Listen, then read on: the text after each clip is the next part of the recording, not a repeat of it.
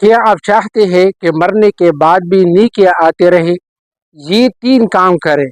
رسول اللہ صلی اللہ علیہ وسلم نے فرمایا، جب انسان مر جاتا ہے تو اس کے نیک اعمال کا سلسلہ ختم ہو جاتا ہے، سوائے 3 چیزوں کے: صدقہ جاریہ، علم جس سے فائدہ اٹھایا جائے، یا نیک اولاد جو دعا کرے۔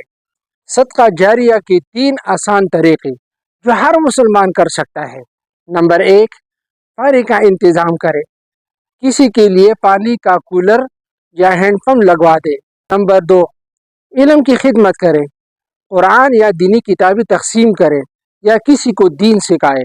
نمبر 3، اولاد کی تربیت کرے، یعنی اپنے بچوں کو دین سکھائے تاکہ وہ آپ کے لیے دعا کرتے رہے۔